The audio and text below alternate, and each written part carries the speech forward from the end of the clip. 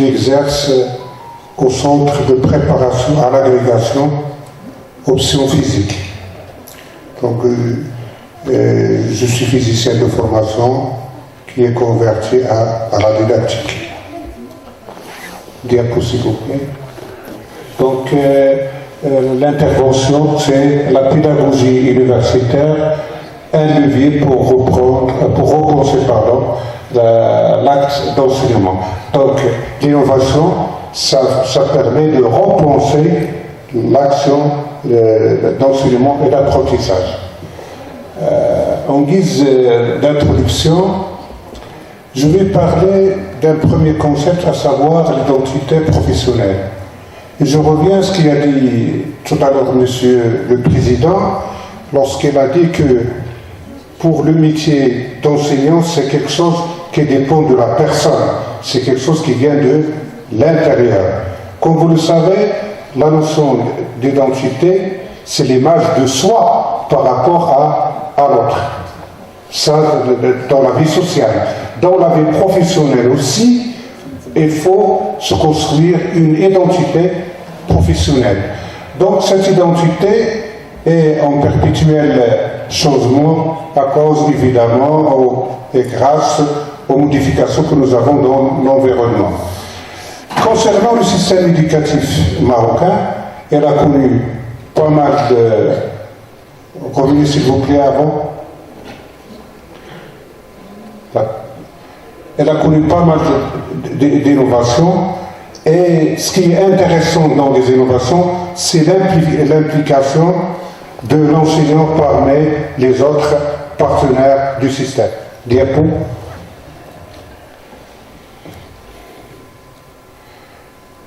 Je vais ici lire une citation de Pessoa et White, dans laquelle ils disent « Les attitudes se forment lentement et résultent de l'expérience. Il est alors un cycle selon lequel les enseignants ont acquis l'expérience de la transmission des connaissances quand ils étaient enfants à l'école et continuent à enseigner de la même manière leurs propres élèves. Certains d'entre eux deviendront professeurs et ainsi de suite, le cycle continue. » Donc, généralement, et surtout comme vous le savez, au niveau universitaire, on ne donne pas de formation a priori. Vous êtes recruté sur la base de votre doctorat. Donc, si on ne fait pas, si vous voulez, une réflexion sur ce qu'on exerce, on sera un enseignant intuitif, c'est-à-dire qui va si vous voulez se rappeler comment on lui a enseigné et il va essayer de faire de même. Donc c'est pour cela qu'il y a cette attitude, toujours un enseignant, il est tiraillé entre deux tendances. La tendance, si vous voulez, à la routine et la tendance, si vous voulez, à l'innovation. Donc, à cause, si vous voulez, de l'évolution qu'on vit, on a constaté une chose importante. Tout à l'heure, Monsieur le Président a dit que vous devez produire, si vous voulez, en publiant des articles. Oui, c'est une, si vous voulez, mission fondamentale de l'enseignant-chercheur. Mais l'université, comme a été précisé dans l'intervention du professeur Hilali, a connu une massification. Donc, cet effet de massification nécessite maintenant que l'enseignant n'est plus un producteur seulement de savoir, mais il est de plus en plus transmetteur. Et j'ai mis ces transmetteurs ici entre guillemets. Pour revenir à ce qu'il y a des professeurs Mousset, et il faut sortir de paradigme, si vous voulez, vertical. Il y a quelqu'un qui connaît et qui va émettre à quelqu'un qui va recevoir cette connaissance. Il s'agit d'une transmission interactive. Donc, Les TIS avaient aussi une influence importante sur l'attitude de l'enseignant pour, si vous voulez, changer sa façon de faire. Diapo. On se pose alors un certain nombre de questions sur les compétences que doit avoir ou qu'on doit développer l'enseignant universitaire compte tenu des spécificités des étudiants qui arrivent. Quel est le rôle de l'enseignant dans l'intégration des technologies de l'information, c'est-à-dire des TIS, dans le processus enseignement-apprentissage? Quelles sont les nouvelles postures de l'enseignant face à l'introduction de l'intelligence artificielle dans l'enseignement? Donc, nous concevons ici l'enseignement dans le sens ici des trois processus: structuration, transmission et validation. Donc, si vous voulez, cet ensemble, ou bien ce questionnement, peut donner la problématique actuelle de l'enseignement universitaire.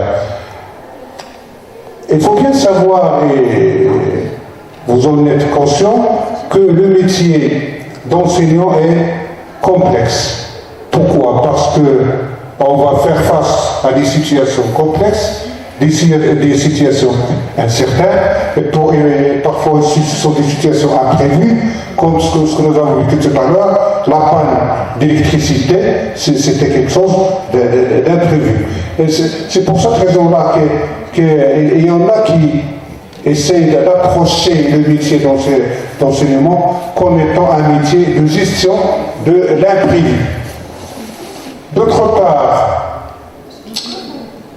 au-delà de la spécialité des disciplinaires, lorsque vous vous êtes présenté, chacun de vous a donné sa spécialité.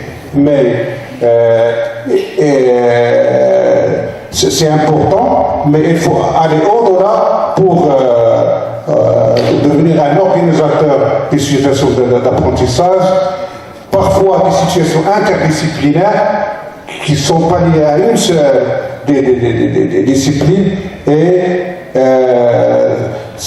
donc, en un mot, l'enseignant universitaire, c'est un professionnel, en général et en particulier, c'est un professionnel de l'apprentissage. J'aimerais alors donner ici un schéma célèbre, bien connu de tout le monde. C'est le triangle. Et il y a ici deux types de triangles. Le triangle pédagogique et le triangle didactique. Les trois tournent autour des trois pôles: savoir, formateur, apprenant. La différence, c'est que dans le triangle didactique, on met l'accent sur le savoir, sur la transmission de savoir. Dans le triangle pédagogique, ça englobe, si vous voulez, le contexte pédagogique. On a les éléments, mais il faut ajouter, si vous voulez, le contexte avec les méthodes pédagogiques, les outils utilisés pour favoriser l'apprentissage. J'aimerais donner, depuis la première intervention, on parle aussi, on parle ce matin de l'innovation. J'aimerais donner un cadrage, si vous voulez, à cette innovation dans le système éducatif marocain. Depuis l'indépendance, il y avait pas mal, si vous voulez, de réformes. Mais la réforme la plus importante a été encadrée par la Charte nationale de l'éducation et de la formation. Et on a donné, si vous voulez, certains, si vous voulez, plus précis à cette réforme-là, à savoir accroître l'autonomie de l'institution, si vous voulez, éducative, en instaurant un ensemble d'instances propices. Concernant le supérieur, il y avait surtout la nouvelle architecture qui s'articule autour du système LMD, licence, master, doctorat, et un enseignement semestriel et modulaire. et sa structure aux nouvelles filières générales et professionnelles. Ce système LMD a débuté en 2003 et pour but, on avait assigné pour but cette réforme-là d'améliorer la qualité de l'enseignement et d'enhausser le rendement. Aussi, un autre aspect de cette réforme-là, ça porte sur l'évaluation. Mais on est en mesure de se demander, est-ce que l'introduction, par exemple, du contrôle continu, qui n'existait pas avant, était suffisante pour aboutir aux qualités essentielles escomptées de la réforme? Cette question, parmi d'autres, a poussé, si vous voulez, les enseignants universitaires à s'intéresser aux problématiques pédagogiques.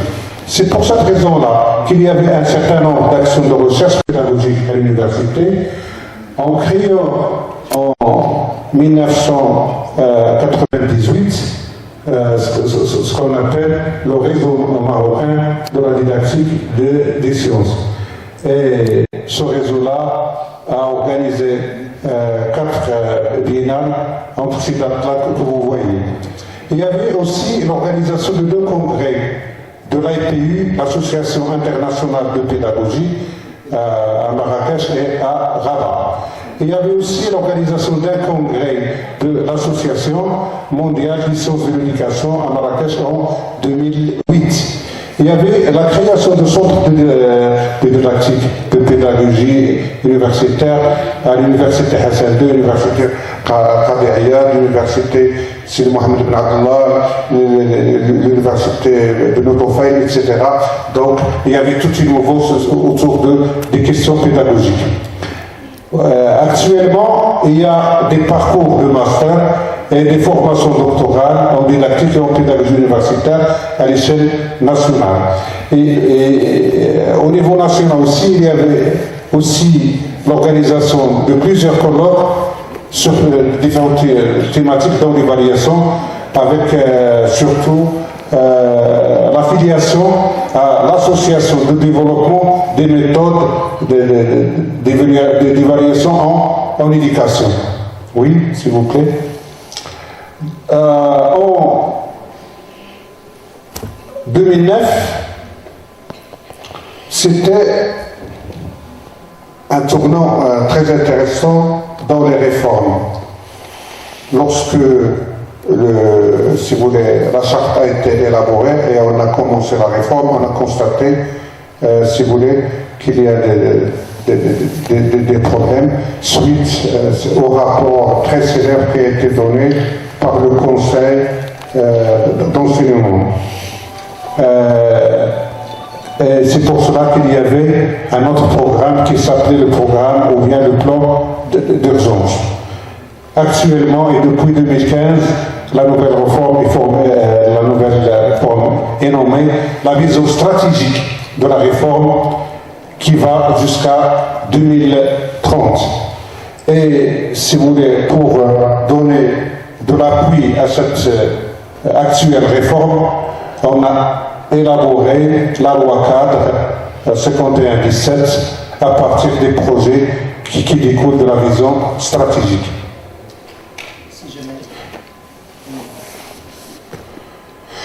En guise de conclusion, je suis arrivé à la conclusion.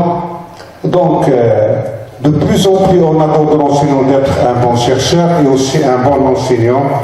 Pourquoi? Parce que la technologie est nécessaire, mais elle n'est pas suffisante. Il y a aussi la question de concurrence entre les universités par la distinction du niveau des recherches. Tout à l'heure, Monsieur le Président a dit que le Maroc était classé 3e en Afrique. Maintenant, on n'a pas ce classement-là, donc il faut faire l'effort pour avoir, si vous voulez, une bonne place. L'exigence condition de performance pédagogique de la part des enseignants, il y a des défis socio-économiques et il y a aussi un grand concurrent, à savoir les établissements privés. Pour terminer, la dernière diapo. C'est une diction qui dit « Je pense qu'enseigner est le seul métier où tu dois travailler avant d'aller au travail, pour avoir du travail, à faire du travail. Ensuite, comme tu n'as pas eu le temps au travail de faire ton travail, tu travailles après le travail pour faire le travail que tu n'as pas pu faire au travail. » Donc,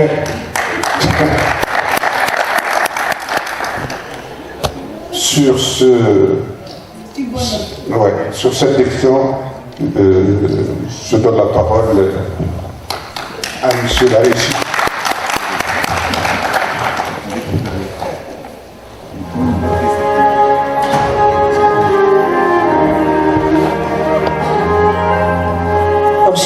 Merci M. Gemali pour cette excellente intervention. Vous êtes revenu sur le rôle de l'enseignant pour identifier collectivement, dans le cadre d'une problématisation justement de son rôle, l'identité professionnelle de nous, sur la base du passage maintenant de ce qu'on appelle la pédagogie traditionnelle, tout à l'heure par M. Mustet, qui centralisée sur l'enseignant, à cette nouvelle-là où l'apprenant à sa place, surtout avec, et ça vous l'avez si bien montré et signalé, avec l'élan qu'ont connu les nouvelles technologies de l'information et de la communication. Et donc, l'enseignant doit quelque part co-construire son savoir avec les apprenants dans le cadre d'une interactivité. Ce qui, quelque part, selon votre prestation toujours, nécessite de la part de l'enseignant d'être interdisciplinaire, c'est-à-dire ne pas s'en tenir uniquement à sa spécialité.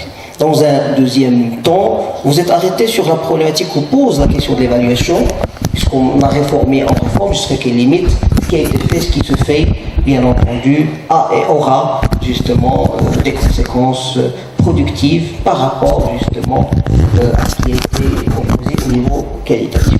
Merci encore une fois, si jamais pour votre présentation, je donnerai tout de suite la parole à Cyril Tfé de l'ENCG de Stade pour qu'il nous fasse sa présentation. Au revoir la parole. Merci beaucoup.